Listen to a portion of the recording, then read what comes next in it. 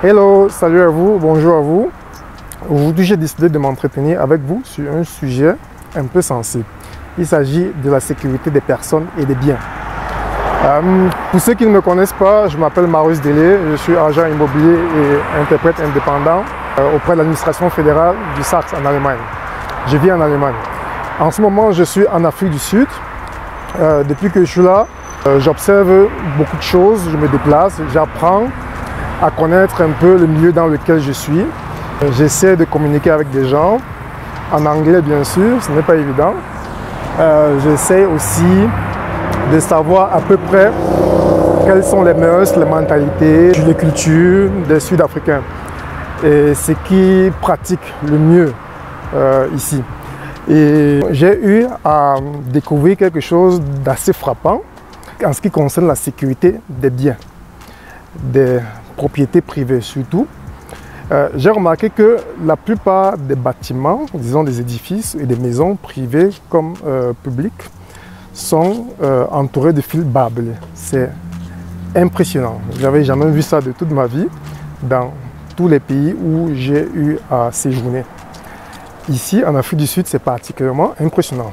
Comme vous pouvez le voir là autour de moi, il y a des maisons avec des fils barbelés. Tout autour de moi, bon, là je suis dans un quartier résidentiel de Pretoria. C'est un quartier qui s'appelle Brooklyn.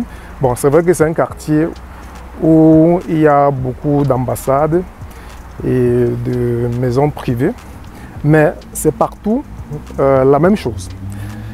Partout où je suis allé, dans des quartiers résidentiels ou même au centre-ville, la plupart des bâtiments sont recouverts de fils barbelés.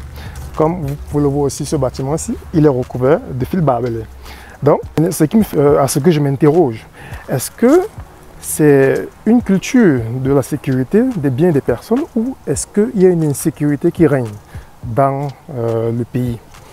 Je ne pense pas que c'est dû à l'insécurité parce que l'insécurité, il y en a partout, l'insécurité. Mais comment prévenir cette insécurité? Comment se protéger contre cela? C'est vrai que l'État fait tout ce qu'il peut, mais il y a souvent des choses qui échappent au système. Donc, la plupart, disons même presque tout le monde, tel que j'ai vu, se protège.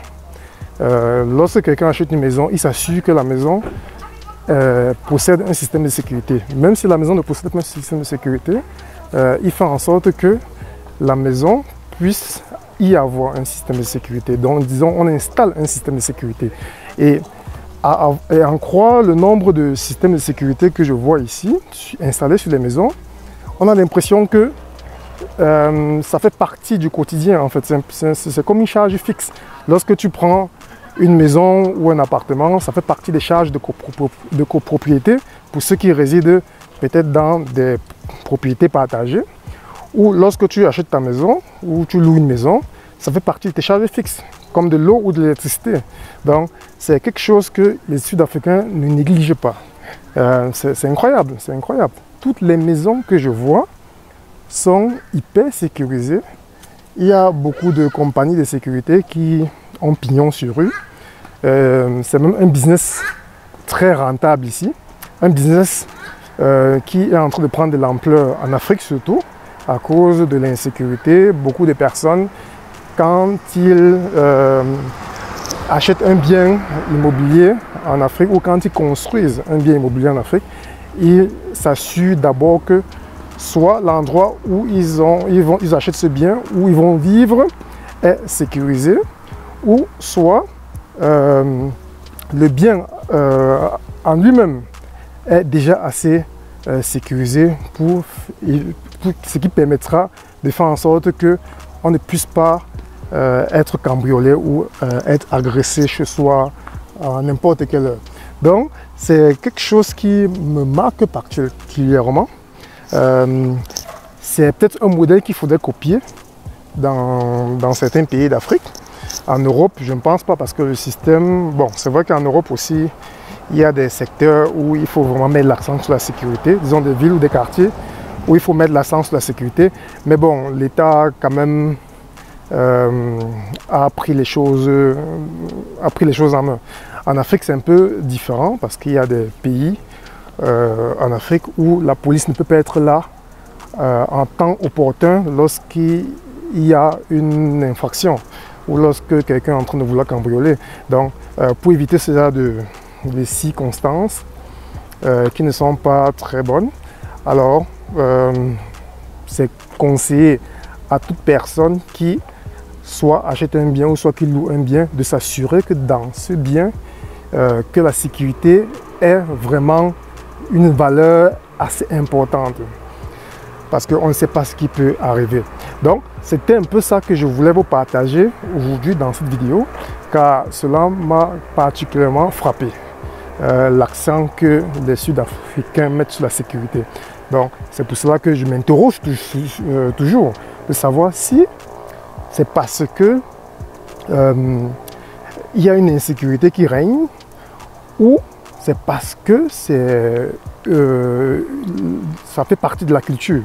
Donc la culture de se sentir protégé, la culture de savoir que tout ce qu'on a est sécurisé, le sentiment de savoir qu'on peut dormir tranquille sans être inquiété à tout moment de la journée, le sentiment qu'on peut savoir qu'on peut se déplacer, laisser sa maison, rester vide pendant des jours et que à notre retour, on ne puisse pas avoir des surprises désagréables.